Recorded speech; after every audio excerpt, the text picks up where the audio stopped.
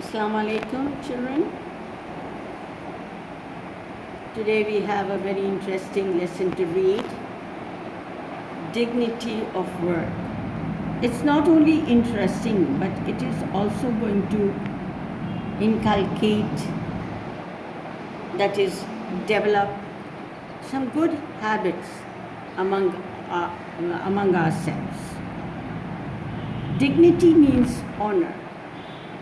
And definitely, there is a lot of honor in doing your own work. So the heading tells us that working for your own self as well as for others is definitely a matter of honor. So let's read the lesson. What is it about? And who are the characters in it? Akhtar came late from school one day. He was feeling cross and looked untidy. Cross means angry. When mother asked him the reason, he did not answer. Everybody was surprised to find him so. Everybody was really shocked to see him in such a bad mood. As the family sat down to lunch, the children's favorite uncle, Mr. Inayat, came to visit them.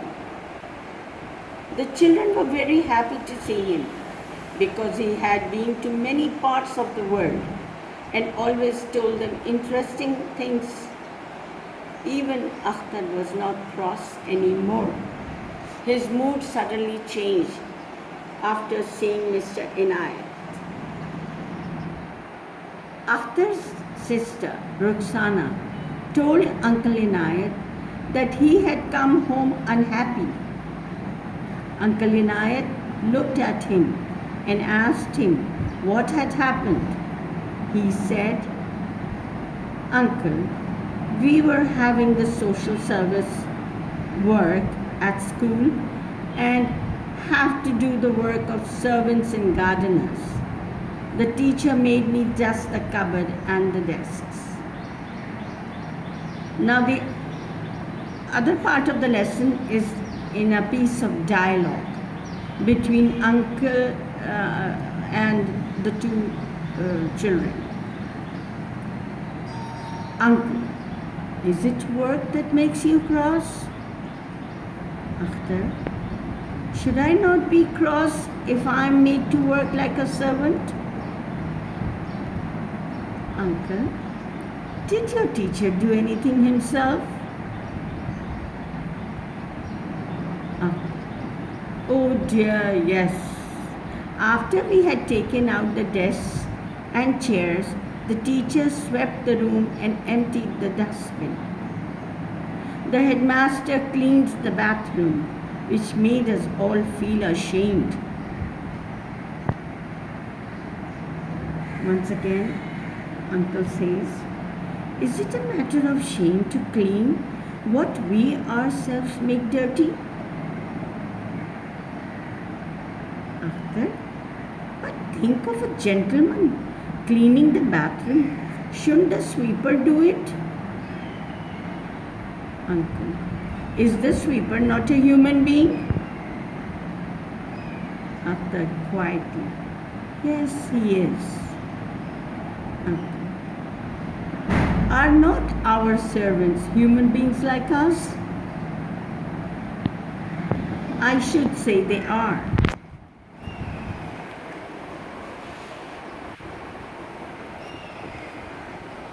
"Uncle, then we should treat them as we treat ourselves and should always be ready to do ourselves what we ask them to do for us." "But it looks so odd." Odd means strange.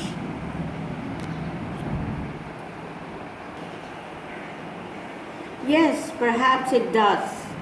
But this is because we have forgotten the noble example of our holy prophet. He would never ask anyone to do anything which he himself would not do. He loved doing work for himself and for others with his own hands. He repaired his shoes, mended and washed his clothes, and swept his room.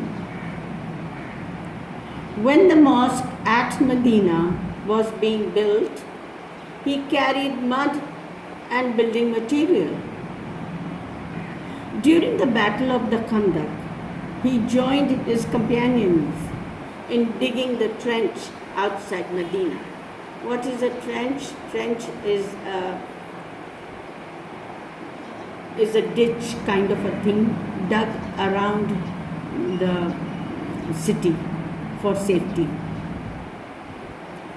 Ruxana, were his companions not like him, uncle? Uncle, you're right, Ruxana. Hazrat Abu Bakr not only did his own work, but also fetched water for widows and neighbors who were very old and had no one to work for. Hazrat Umar once carried on his shoulders a large sack of flour for a needy family. Hazrat Ali labored in the garden of a Jew and gave away his wages, whatever money he got, in charity, khairat, helping the poor. Hazrat Fatma fetched water, ground corn, and swept the house. Caliph Umar bin Abdul Aziz refused to hire a servant, help his wife. At table, Caliph Mamun al-Rashid served not only himself but also his guests. Sultan Nasiruddin earned the living by making caps, and Emperor Aurangzeb by transcribing the Holy Quran. Again, Akhtar has a question to ask. But uncle, all these are the stories of the past? Oh no, it happens in the advanced countries even today. Uncle tries to open the eyes of the boy by saying that this is not the story about the past, but it is happening even today.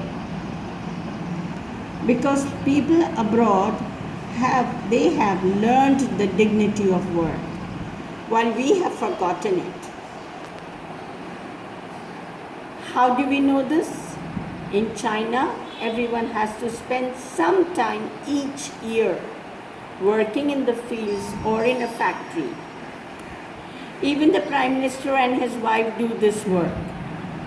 They believe that all ought to work, and no wonder, no doubt, for sure, they are making such quick progress. In the USA, once I stayed with a high government official as a guest. His son, who was just as old as you are, went out early in the morning to sell newspapers.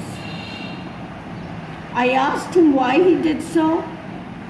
He said that it was simply because he wished to be independent and useful. One day he fell ill. His father, and who is his father? A high government official, went out to deliver the papers for him so that he may not lose his customers. Once the president's own son took the job of whitewashing rooms in a hotel. See how interesting this part is? We are not talking about the prophets and saintly men and prophets' companions, but even today,